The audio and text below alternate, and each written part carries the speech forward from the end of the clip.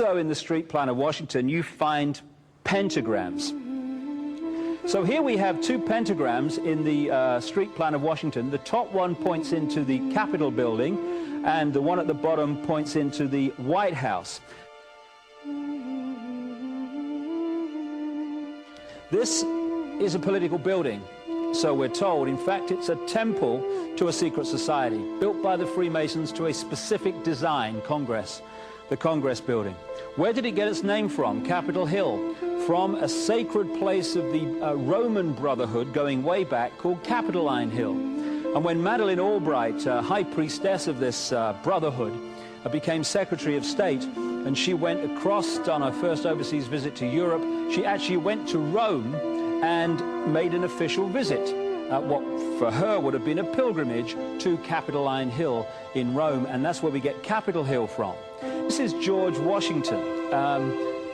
In the last century, they decided they didn't have a decent statue of George, so instead of getting an American to produce one, they ordered it from Italy, from Florence.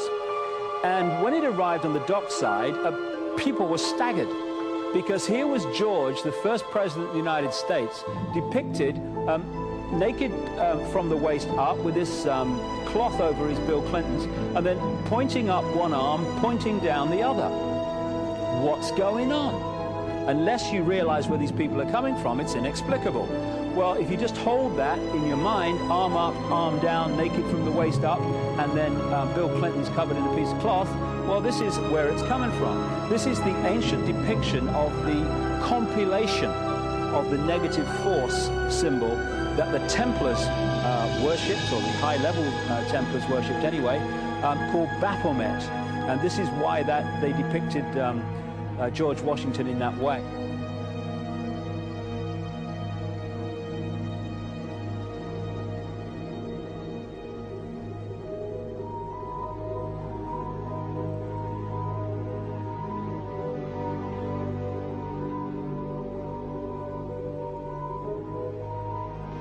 What has come to light is that it's now been, it is not so surprising for a lot of people that there are covens amongst the very educated class, architects, doctors, lawyers, priests, brokers, and the leisure class.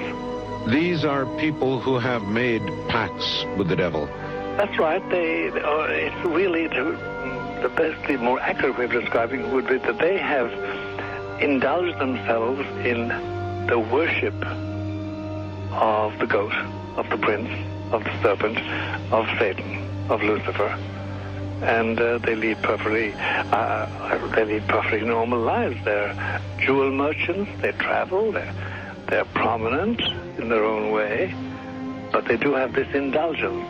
Father, here's a part of that I can never understand, that has never made sense to me, and that is, if somebody were to make a pact with the devil,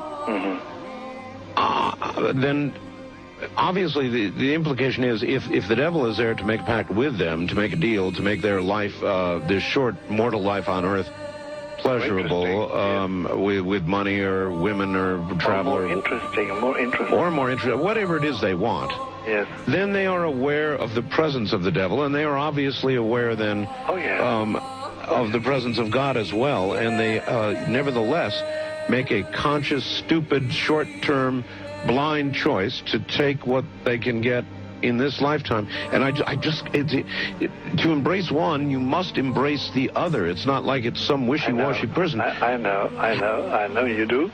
It is a very not easy to understand, except when you talk with them, when they let their hair down and peel grapes, as we say, and when they're on their way to being cured of what or healed is the proper word. You find that there's an exhilaration and a satisfaction which is both sensual and sexual and mental when they really indulge in Luciferian worship. There is a peculiar exhilaration. Like a drug, then? Yes, it's a peculiar exhilaration. And of course, the godly instincts in us all, the angelic in us all, because we all have something angelic and something godly, besides everything else, a lot of other negative things, that is quenched. And you find in them a horror of anything, what we call sacred and holy, or sacrosanct, or the idea of the idea of the sacred, of the awesome.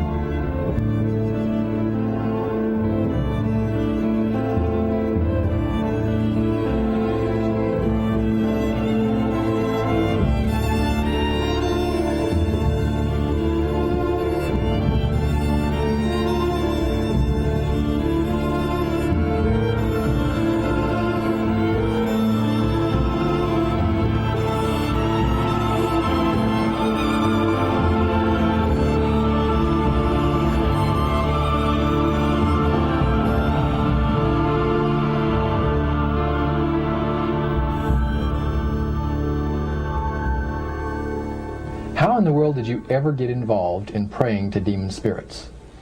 A fellow that had been on a particular ship with me, he told me, "Hey, I got something fantastic to tell you." He said, "I am affiliated with people that speak with the spirits of the dead. How would you like to talk to the spirit of your dead mother?" And I was shocked. I was shocked. He said, "You wouldn't be afraid of talking to the spirit of your dead mother, would you?" Well, I said, "I'll tell you what, I would have to give that some thought, because it's something I never thought about before in my life." Most of us probably haven't. A little afraid of something like that. Well, he says, you know, it's written all over your face. You're afraid of going to a seance. But he says, "I know you. He says, you're going to come."